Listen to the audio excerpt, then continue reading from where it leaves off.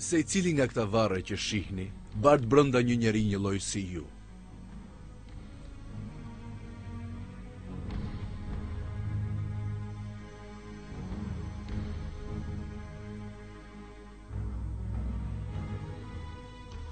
Dikur ata shihnin televizor, ashtu siç po bëni dhe ju tani. Edhe ata ngriheshin në mëngjes, lanin fytyrën, edhe niseshin për në punë ose në shkollë. Dikur ata kishin njerëz që i donin, figura të shquara që i admironin, makina, shtëpi, fatura për të paguar. Ata gjithashtu kishin edhe çastet e tyre të veçanta, duke festuar vitin e ri ose mbase ditëlindjen e tyre. Duke mos menduar për asnjë çast se në të njëjtën mënyrë siç kishin ditëlindjet, ata një ditë edhe do të vdisnin.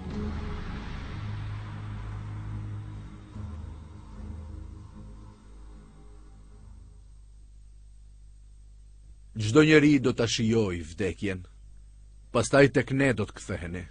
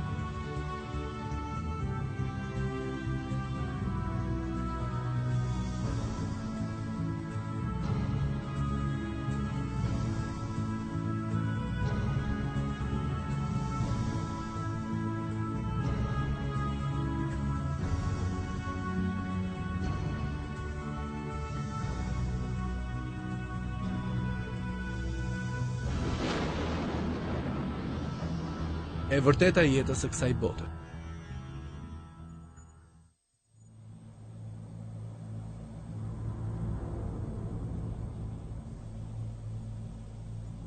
Mendja njerëzore ka të vështirë të rrokë për masat edhe rregullin e gjithësisë në cilën ne jetojmë. Është llogaritur se universi përmban rreth 300 miliard galaktika. Rruga e qumshit, në cilën ne bëjmë pjesë, është vetëm njëra prej tyre. Ndërkohë që në të gjenden rreth 250 miliard yje. Dielli ynë është vetëm njëri prej tyre. E thënë me fjalë të tjera, ka më shumë yje në gjithësi se sa grimca rëre në gjithë plazhet e botës, edhe dielli ynë është vetëm një grimcë në këtë rërë.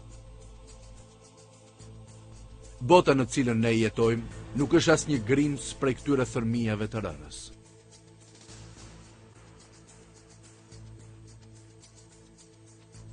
Sa për njeriu, një krijesë fare e vogël që jeton në këtë tokë, ai nuk është asgjë në madhështinë e kësaj gjithësie të pamatë.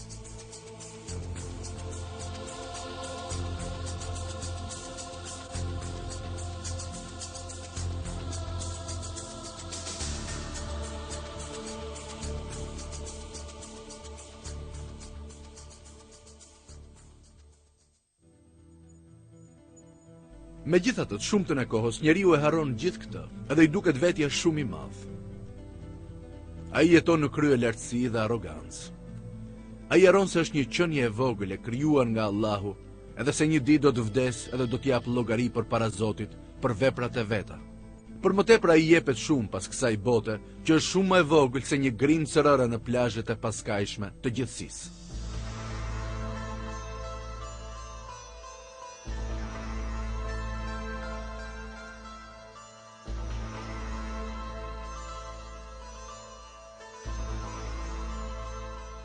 E megjithatë, Çdo njeri shpejt do të vdes, edhe do të varroset në një kënd të vogël të kësaj bote.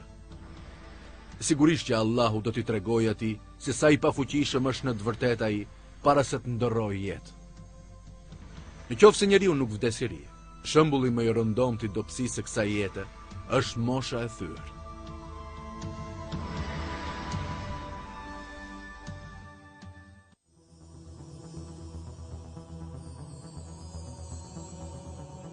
Pleqëria.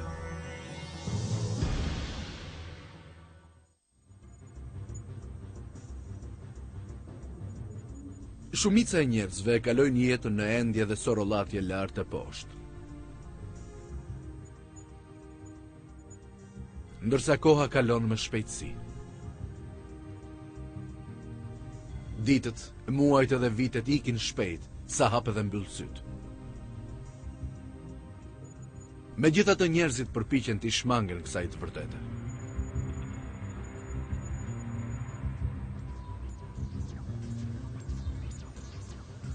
Duket sikur ata mendojnë se kurrë nuk do të plaken, ndërsa ditët e rinisë, të cilat ata me aq zelli përfytyronin sikur nuk do të mbaronin kurrë, në të vërtetë janë shumë të shkurtra.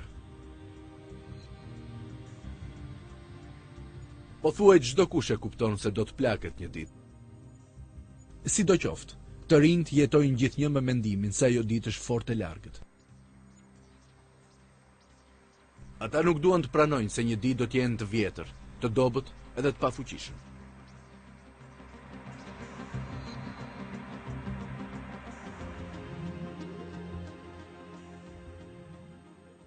Dy të rinjt në këtë fotografi janë të pashëm, me fytyrë të pastër, edhe të përsosur dhe me dhëmbë që u shkëlqejnë.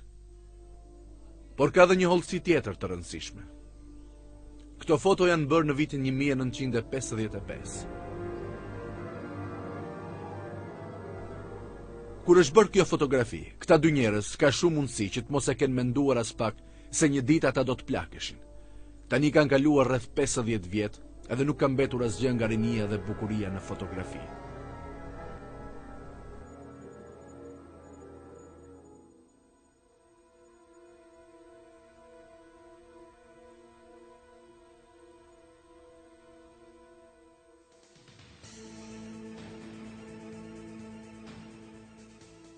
Koha shkatëron gjithçka. Ky është një ligj i botës.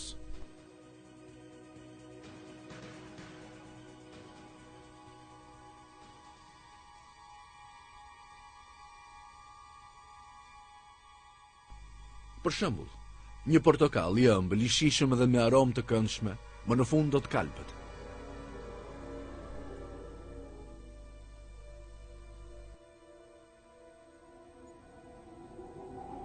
Një kokër molle do të kalbet shumë shpejt.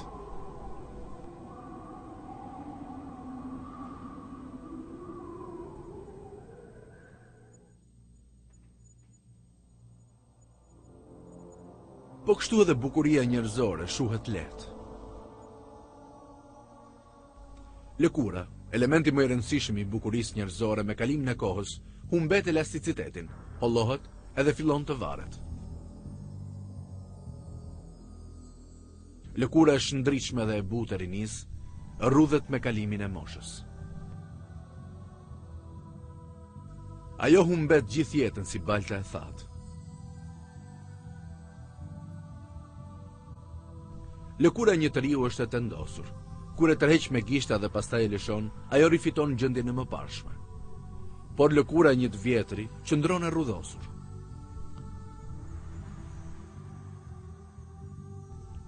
Flokët zbardhen dhe bien me ardhjen e pleqërisë.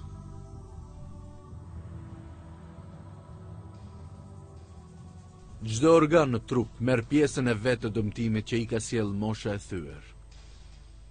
Për shembull, hunda dhe veshët fillojnë të varen.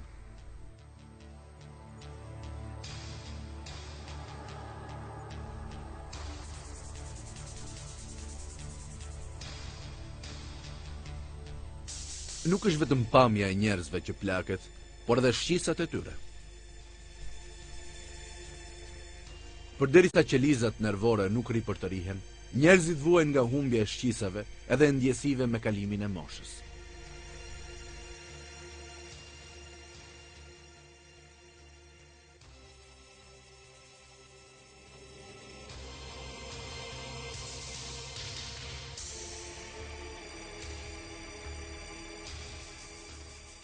Dëmtimi dhe shkatërimi i dukshëm në trupin e njeriut është një shembull i mrekullueshëm i natyrës kalimtare të jetës së kësaj bote.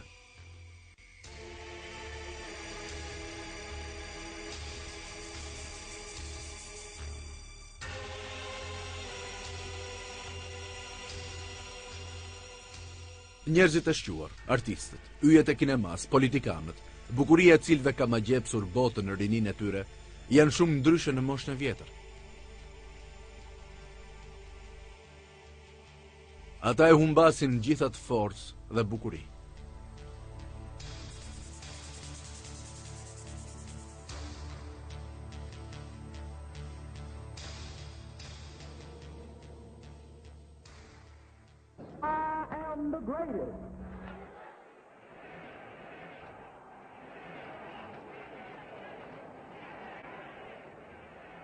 Për shembull, sportistë të famshëm për energjinë dhe qëndrueshmërinë e tyre bëhen të dobët edhe të ligësht në pleqëri.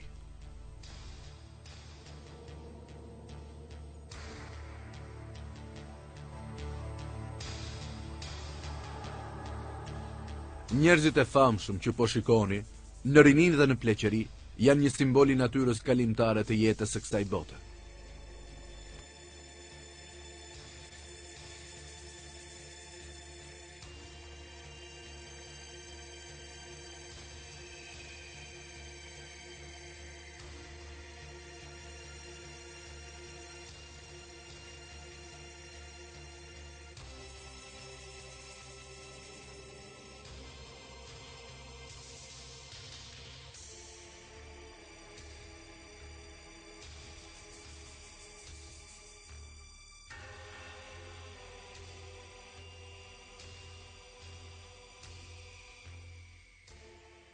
Vetë lëkura juaj do t'jetë pikërisht si kjo. E kur të dilni përpara pasqyrës, pikërisht kjo është ajo që do të shihni.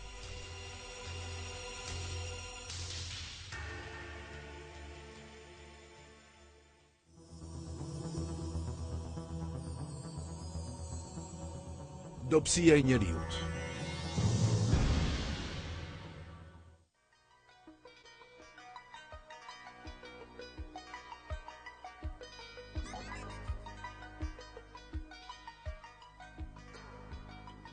Edhe në moshë shumë të re, ndërkohë që ka plot plane për të ardhmen, njeriu mund të sëmurret edhe të vdesë.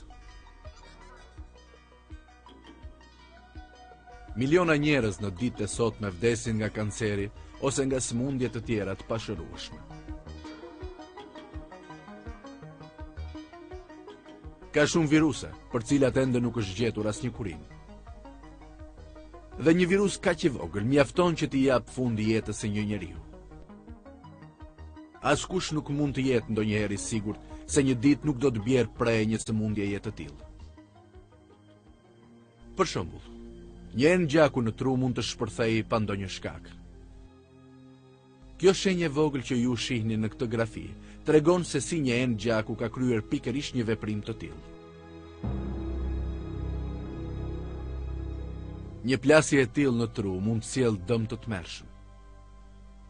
Rritja e presionit të gjakut i vret qelizat e trurit, edhe njeriu mund kaloj pjesën e mbetur të jetës së tij i gjymtuar, i paralizuar ose me tmeta mendore.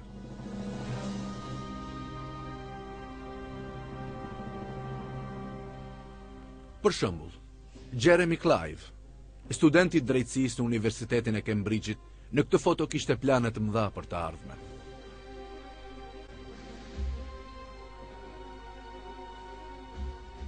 Mirë po një ditë ai u sëmur dhe u shëm për tokë, ndërsa po punonte në studion e profesorit të tij.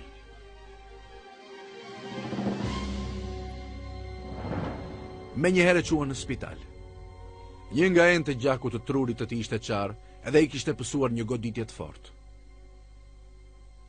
Mjekët e operuan menjëherë. Por ai kishte dëmtime të rënda në tru. Edhe humbi gjithë kujtesën afatshkurtër. Gjithë karriera e tij akademike dhe ëndrat për të bërë jurist morën fund. Tani ai harronte brenda 5 minutash, gjithçka kishte parë dhe dëgjuar. Kësaj ai detyrohej të regjistronte në shirit gjithçka që bënte. Madje atij duhej të dëgjonte shiritin për të kujtuar dhe nëse kishte ngrënë apo jo. Nga planet për të bërë një jurist i suksesshëm, ai u kthye papritur në një njeri kaq të pamundshëm, saqë nuk mund të mbante mend se ç'kishte bërë 5 minuta më parë, edhe kishte gjithnjë nevojë për kujdes dhe vëmendje.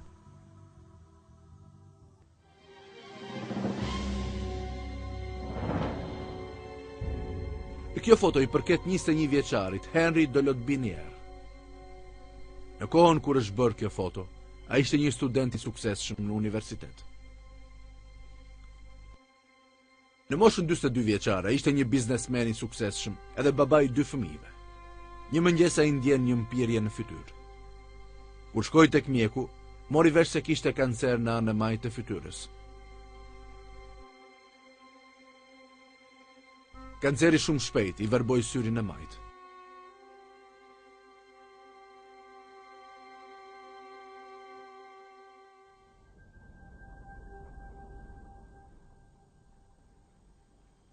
Toshigo Sozaki nga Japonia ishte një grua me një martesë të lumtur edhe me një biznes të suksesshëm.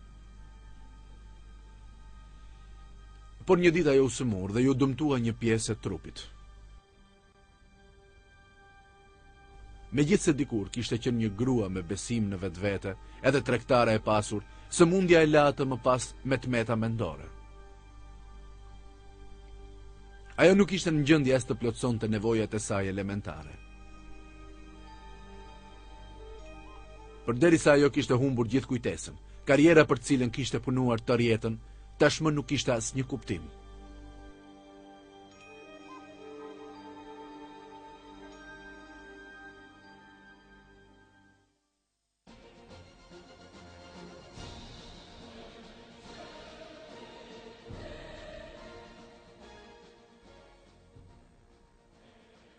Përballë këtyre fakteve, njeriu duhet mendoj se sa i pa kuptim të shërëmbimi i zjarrt pas jetës së kësaj bote.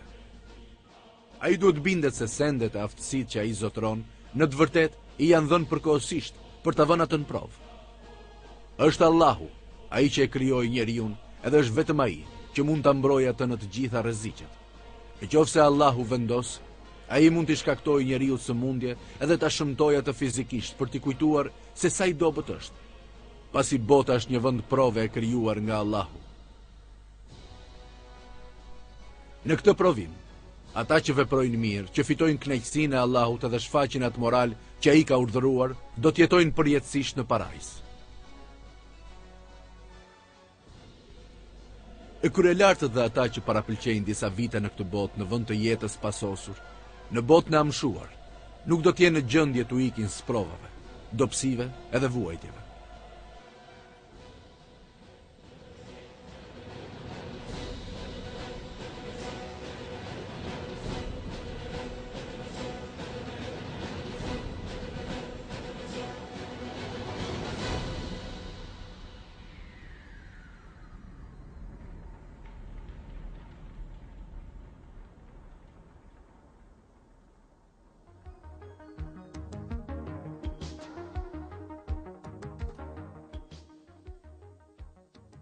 Sëmundja nuk është rreziku i vetëm që qëndron në prit në jetën tonë.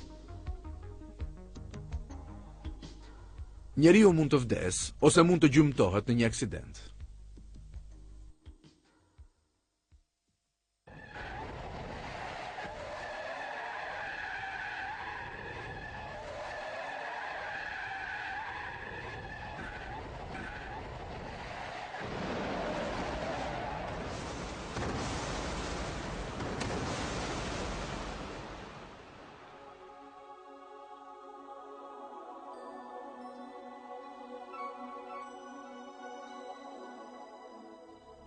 Gazetat njoftojnë për 10 aksidentet çdo ditë.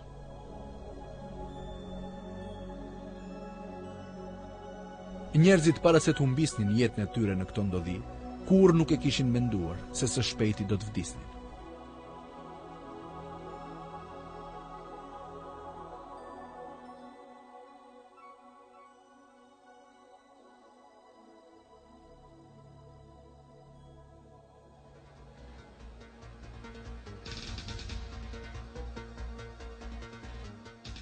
plot plane për të ardhmen, por të mbërthyer prej etheve plot pasion për të gjallëruar jetën e përditshme, ata përfunduan duke humbur jetën në një aksident.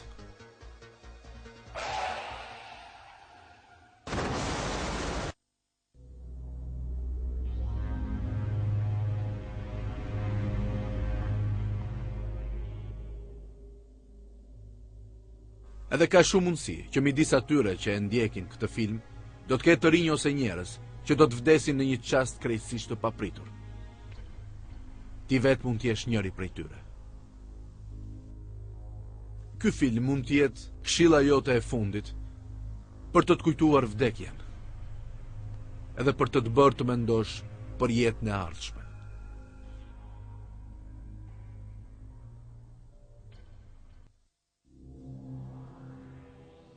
Dobësia që njerëzit ndeshin në jetën e tyre të përditshme nuk është gjë tjetër, veç se një provë natyrës së mangët edhe kalimtare të jetës së kësaj bote. Ky trup ka nevojë që vazhdimisht të pastrohet, të ushqehet edhe të tregohet kujdes për të. Njerëzit që e mbajnë veten si shumë të bukur dhe ndihen plot kryelartësi, nuk janë të tillë as pak kur zgjohen në mëngjes.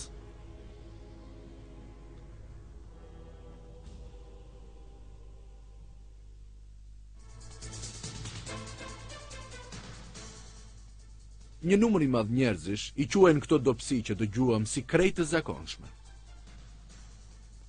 Ata nuk e pyesin veten pse janë krijuar kaq të pafuqishëm dhe të mangët, edhe që kanë nevojë për përkujdesje dhe pastrim. Megjithatë, po të kishte dashur Allahu, njeriu nuk do të kishte pasur asnjë dobësi edhe mangësi të tillë. Krijesat të tjera në të vërtetë nuk janë aq nevojtare sa njeriu.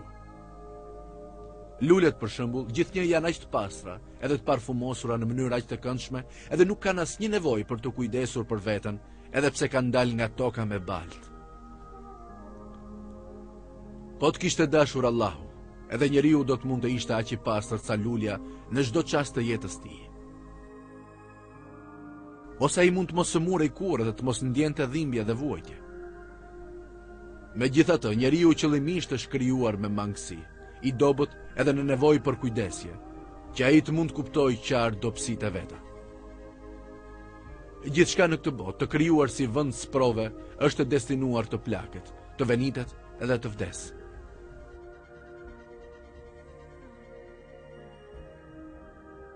Në surën 57 të Kuranit lavdishëm, Allahu i madhëruar na sjell ndërmend të vërtetën e jetës së kësaj bote me këto fjalë: Dijeni se jeta e kësaj bote është vetëm lojë edhe kalim kohe në argëtim, stoli dhe krenari të ndërsjellët mes jush, edhe përpjekje për shtimin e pasurisë e të fëmijëve, e që është si shembulli i bimës pas shiut, kur rritja e saj e kënaq bujkun.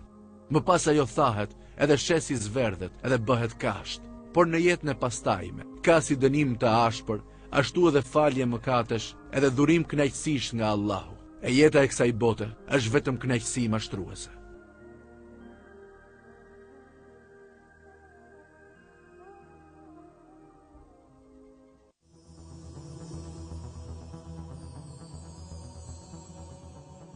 Fatkeqësitë natyrore.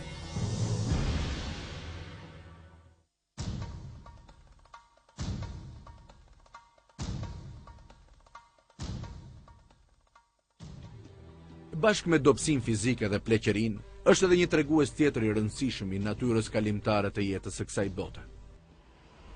Fatkeqësitë natyrore.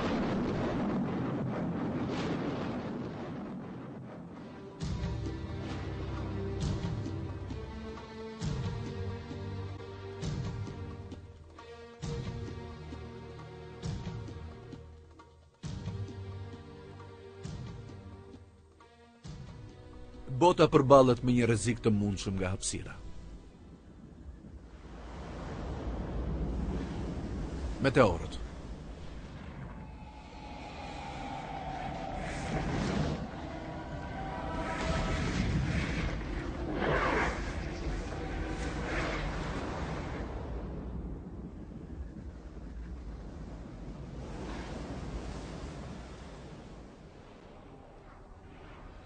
Një katastrofë e tillë ka ndodhur më parë.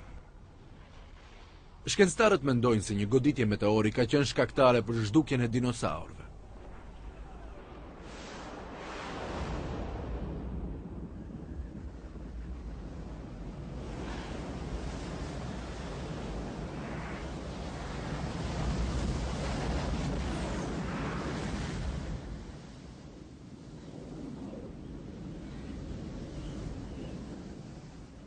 Një meteor i ri mund të godas në çdo kohë.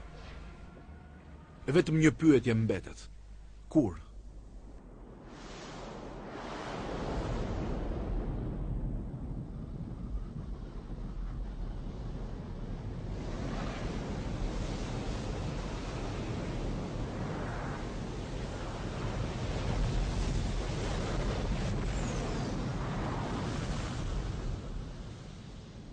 Ky kërcënim me cilin bota përballet gjatë gjithë kohës, ka qenë burim frymëzimi për shumë filma të Hollywoodit. Filmi Armageddon përshkruan shkatërimin e tmerrshëm që mund të shkaktonin meteorët e vegjël.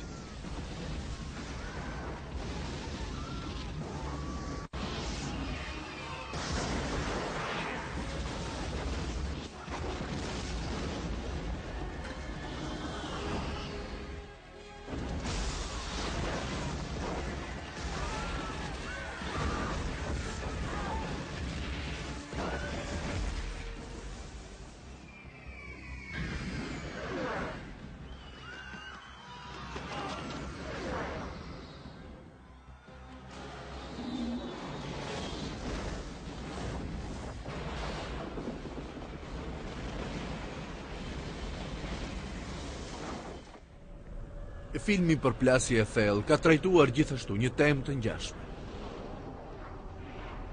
Dallgët e larta të shkaktuara nga një meteor gjigant që bie në oqean përpijnë qytete të tëra. Skena të tilla janë më shumë se thjesht fantazi. Pasi bota jon është vërtet e ekspozuar ndaj rreziqeve të tilla gjatë gjithë kohës.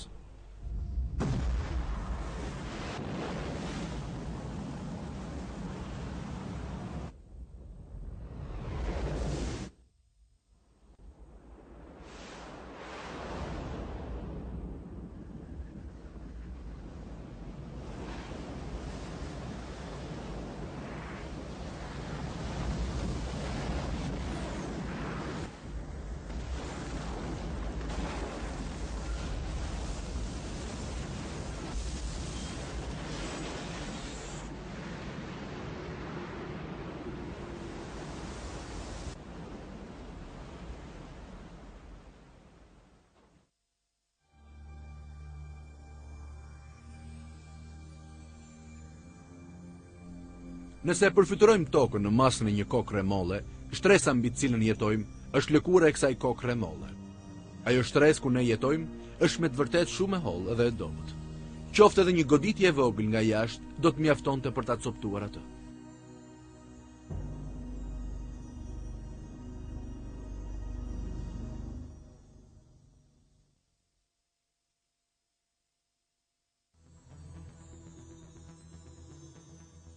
Dhe rreziqet nuk vinë vetëm nga qielli. Në të njëjtën kohë, ata janë dhe munën këmbët tona. Pikërisht aty gjendet një shtresë magme vulkanike me një temperaturë që arrin në disa mijëra gradë.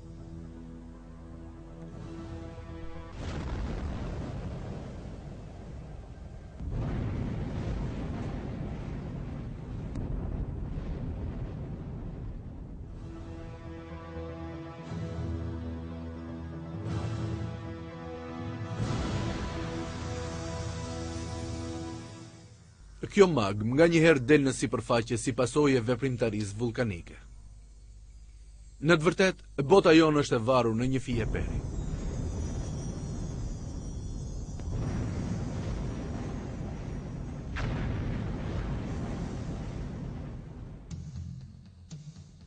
Malet e stërmdha shpërthejnë si rezultati të rysnisë vulkanike nën tokë.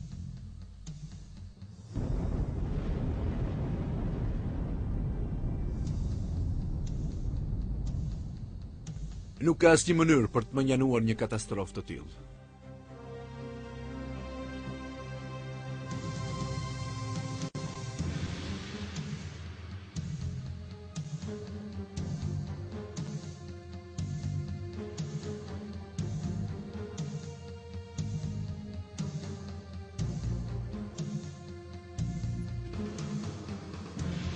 Ndërtimet madhështore, edhe qytetet që të mahnisin nga bukuria e tyre, që njerëzit i kanë ndërtuar me aq krenari, do të përmbyseshin për një çast.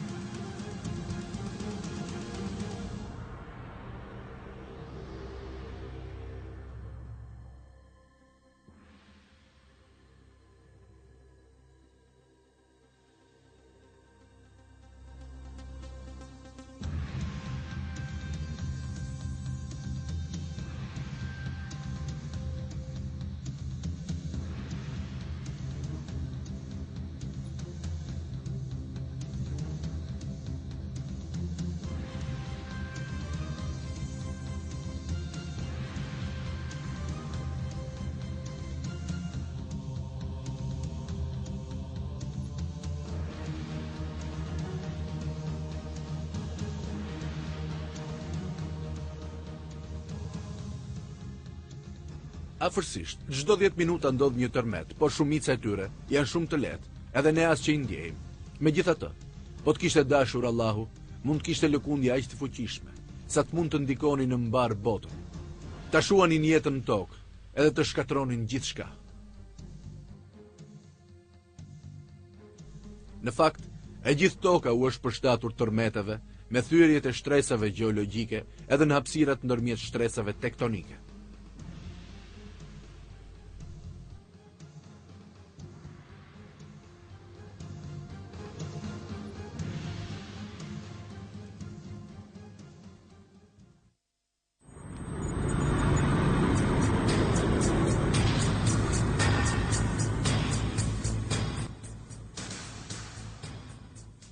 Njerëzit në përgjithësi mendojnë se përparimet teknologjike dhe mësimet e nxjerra nga përvoja mund të ndalojnë katastrofa të tilla. Ndërsa të gjithë përpjekjet për t'i mënjanuar ato, në të shumtën e rasteve janë të kota.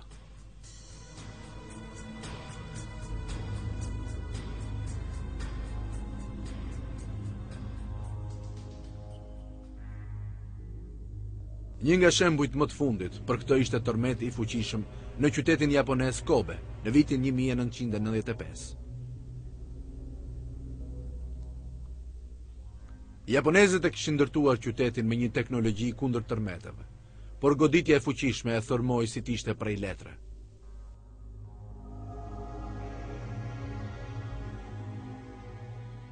Japonezët kanë shpenzuar miliarda dollar për kërkime, për një sistem që të mund të jap njoftim paraprak për tërmetet, por qenë të paaft për ta parashikuar këtë që erdhi nga një drejtim i papritur.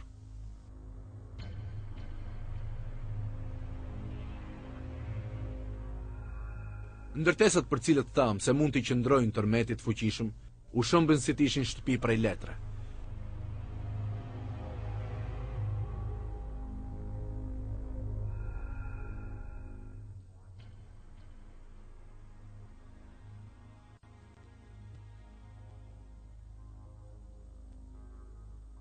Nga njerë tërmetet mund sjellin fatkeqësi të tjera të papritura. Një tërmet në fund të oqeanit mund të shkaktojë dallgë të stërmdha që njihen me emrin tsunami. E këto dallgë mund të shkatërrojnë zona të tëra bregdetare. Dhe ndikimet e tyre shkatëruese nga njëherë arrin shkallë të papërfytyrueshme fuqie.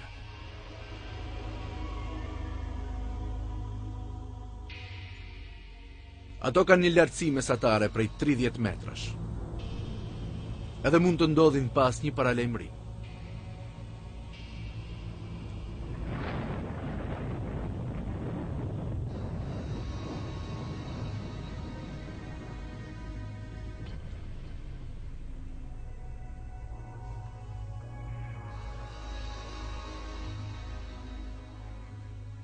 Qindra mijëra njerëz gjatë gjithë historisë kanë humbur jetën për shkak të këtyre dallgëve.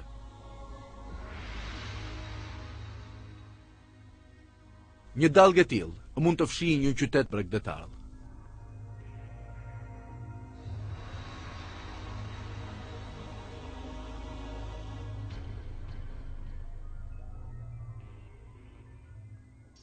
Pamjet që do të shihni janë marrë nga një kamera në garazhin e një hoteli të ndërtuar buzdetit.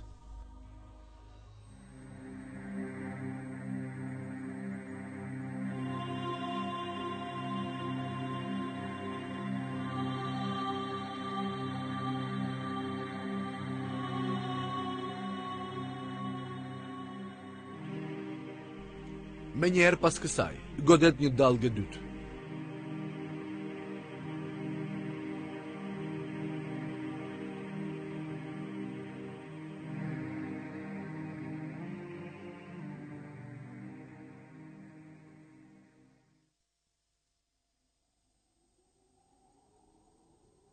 Incidentet atmosferike si tajfunet dhe uraganët ndodhin shpesh. Këto era të tmerrshme nganjëherë kanë aq fuqi sa të shkatrojnë plotësisht shtëpi, ndërtesa, pemë, shtylla elektrike, makina dhe njerëz, edhe t'i vërvisin në ajër.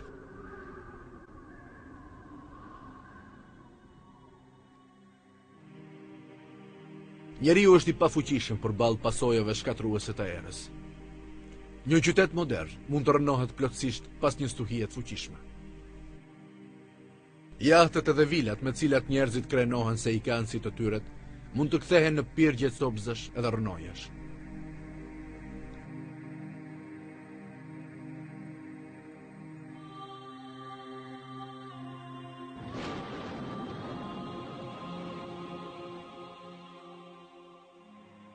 Shirat e fuqishëm mund të bëjnë që lumejnë të fryen, të dalin nga shtrati, edhe të vërshojnë duke shkatëruar kështu në çast gjithçka që del përpara.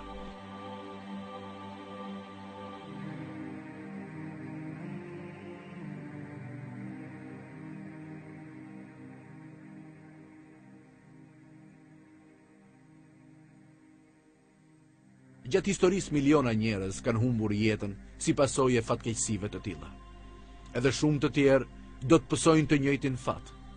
Dhe shumica e tyre nuk do ta kishin menduar as edhe për një çast se jeta e tyre do të mbaronte në këtë mënyrë.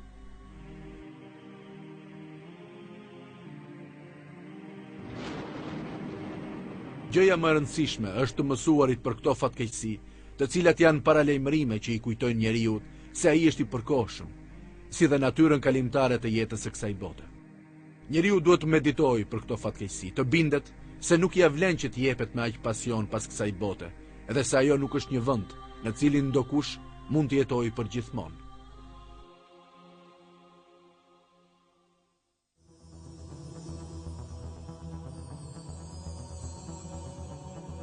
Mësimi i Titanikut.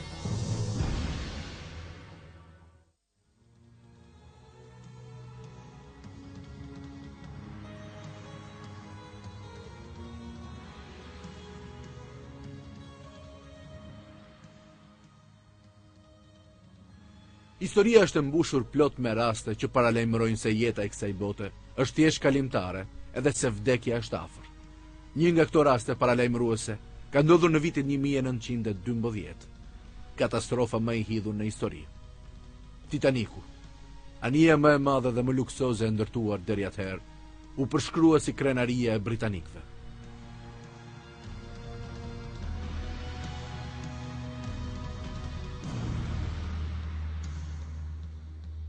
...55 metra e lartë, edhe 275 metra e gjatë. Shprehur nga ana teknike, ishte një vepër arti. Shumë njerëz thanë se Titaniku ishte i pambytshëm.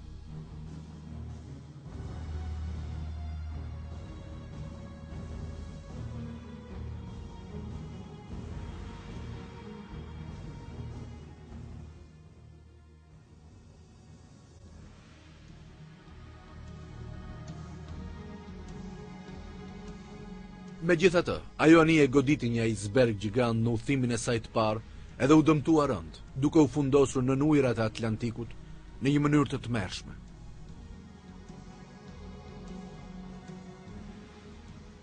Rreth 90 vjet më vonë, katastrofa u bë subjekti një filmi të Hollywoodit.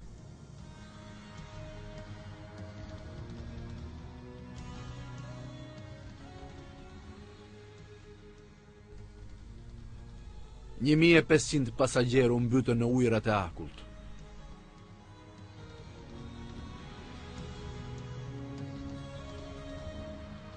Përderisa anija vlerësoi si e pafundosshme, në të kishte shumë pak barka shpëtimi.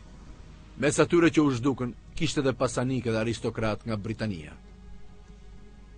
Ajo fatkeqësi edhe njëherë tregon qartë se njerëzit nuk mund ta shmangin caktimin që Allahu ka shkruar për ta.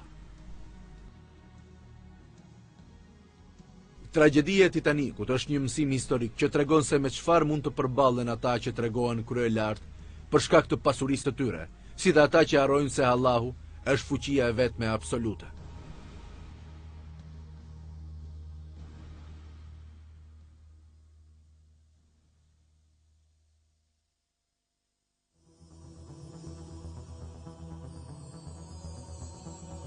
Shkatërimi i Pompejt.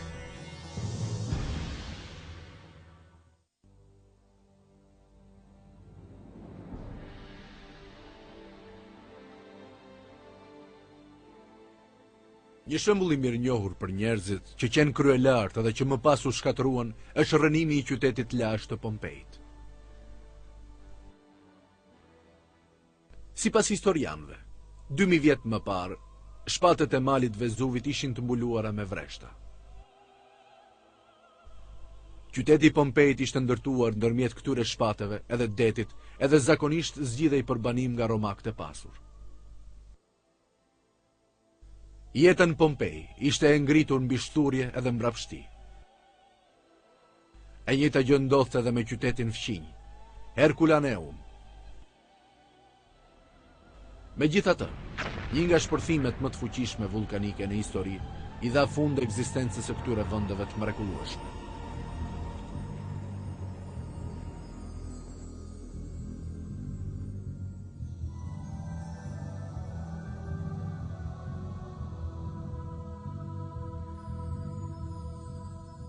Jeta e mbrapsht e njerëzve të qytetit, tashmë të gurzuar nga lava vulkanike, mund të shihet në të gjitha hollësitë e saj.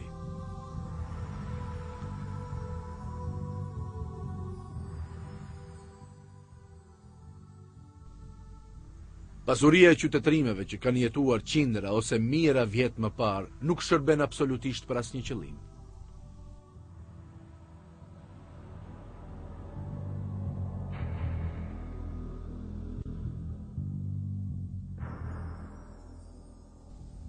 Ajo që ka mbetur janë gjurmët e tyre që japin një mesazh të tmerrshëm.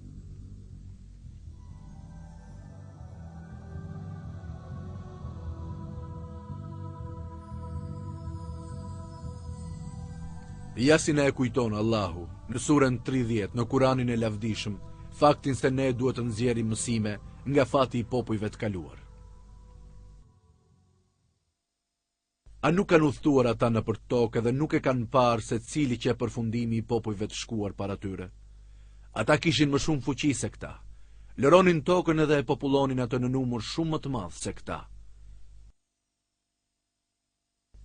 Profetët e tyre u erdhën me shenja të qarta. E Allahu nuk do t'u kishte bërë kur pa drejtësi atyre, por ata i bën pa drejtësi vetvetes.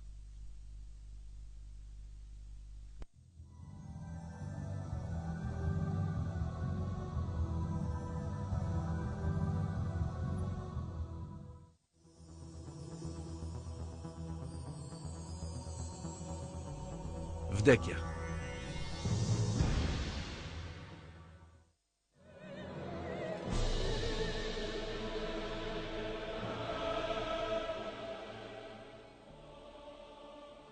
Krahas gjithë asaj që tham deri tani, mbetet akoma dhe një çështje shumë e rëndësishme, për cilën gjithë secili ka nevojë të mendojë. Vdekja.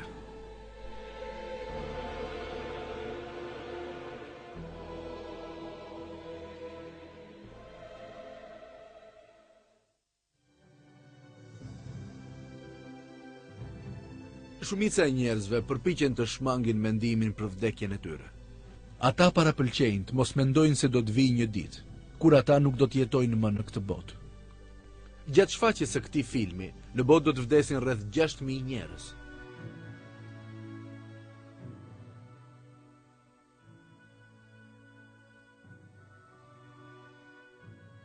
Njerëzit nuk e vënë re vdekjen në jetën e tyre të përditshme. Ndërsa në televizion dhe në kinema, e vdekja si dukuri shfrytëzohet thjesht edhe vetëm për të krijuar emocione të forta artistike.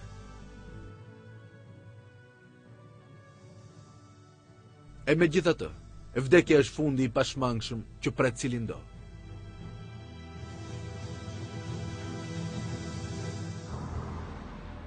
edhe është e vërteta më e madhe në jetën e kësaj bote.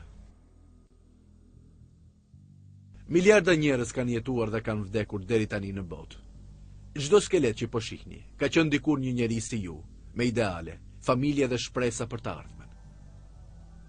E megjithatë, gjithçka që ka mbetur prej tyre janë këto eshtrat e ekspozuara në një muzeum.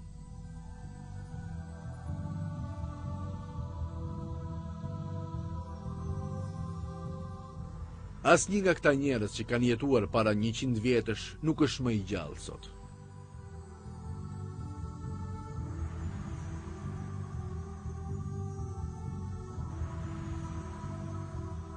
Pas rreth 100 vjetësh, të gjithë njerëzit që i sheh tani do të jenë të vdekur.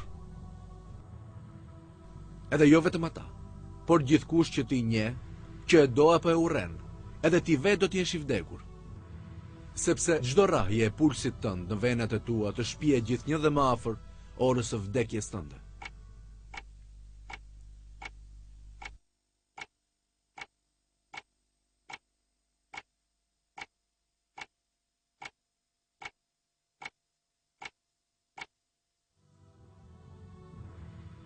Koncepti i njohur i kohës, në fund të fundit, është një numërim zbritës drejt çastit të vdekjes së njerëzve. Për shembull, është tashmë e paracaktuar se sa ditë, orë dhe minuta do të jetojë çdo njeri që po ndjek këtë film. Edhe kjo hapësirë e mbetur është gjithë koha që vazhdon t'i afrohet zeros. Edhe më në fund, çasti i pashmangshëm do të arrijë dhe numërimi i zbritës do të ndalet.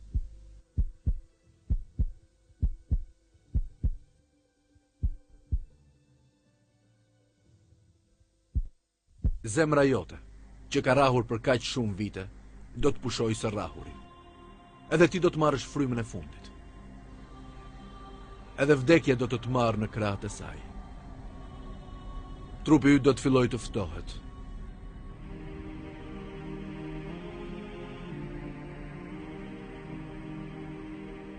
Tani ju po shihni pamje të një trupi që po ftohet pas vdekjes, të marra nga një kamera që regjistron imazhe termike. Temperatura e trupit bie me shpejtësi, edhe nëpër të lëviz vdekja.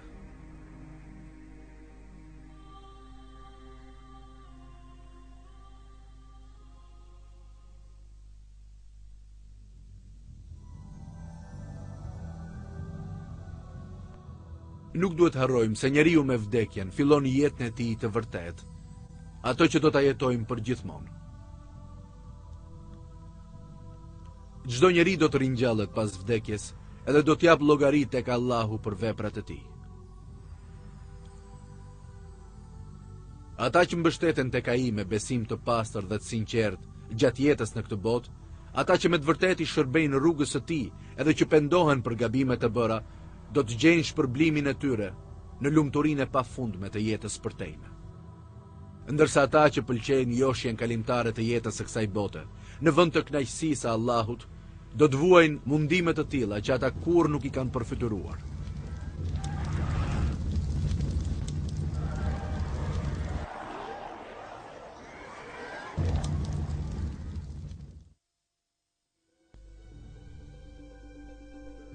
Në këto kushte, ajo që duhet të bëjë njeriu është që të mos mashtrohet nga joshjet kalimtare të jetës së kësaj bote. Asnjë prej bukurive të kësaj bote nuk duhet të jetë qëllimi përfundimtar për askënd. Ato janë vetëm një mjet. Qëllimi i vërtetë i njeriut është që t'i shërbejë Allahut, atij që e krijoi atë, edhe i dha shumë mirësi, si dhe të kërkojë kënaqësinë e tij. Njeriu duhet ta di se gjithçka në jetën e kësaj bote është e përkohshme. Vetëm Allahu është i përhershëm. Në një varg nga Kurani, Allahu i madhëruar e përshkruan jetën e kësaj bote me këto fjalë: Gjithçka mbi tokë dhe gjithësi do të shuhet. Edhe nuk do të mbetet tjetër veç Zotit tënd, i cili është madhështor edhe lavdiplot.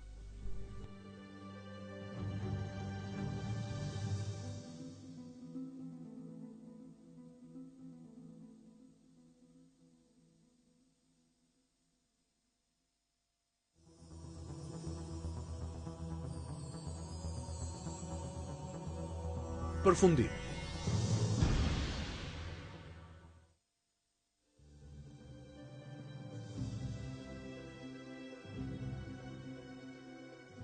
Në këtë film, ne hetuam të vërtetën e jetës së kësaj bote, edhe pam faktet qarta se kjo botë është vend i përkohshëm. Gjithçka në këtë botë i vjen fundi, duke përfshirë edhe njeriu. Çdo qenie njerëzore, herët avon, e vdes edhe ndoron jetë, duke lënë pas vetes gjithçka që pati në këtë botë. Të zënit nga dashuria e tepruar për sendet e pavlera të kësaj jete. Braktisja e fesë së Zotit për hir të tyre, edhe ndjekja e një jete të mbushur me egoizëm, tension dhe dyshim, të gjitha këto do ta çonin çdo kënd në fundin më tragjik që mund të ketë.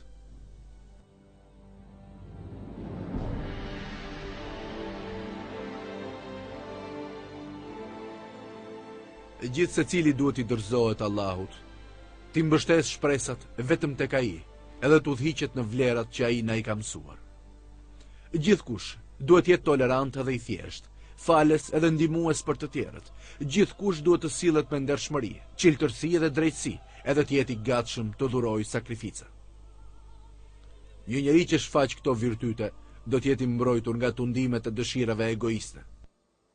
Vetëm në këtë mënyrë ai mund të jetë i shpëtuar, ashtu siç e ka shpallur Allahu i madhëruar në Kuranin fisnik. E ata që u ruajtën prej lakmisë së tyre, do t'jenë të shpëtuar.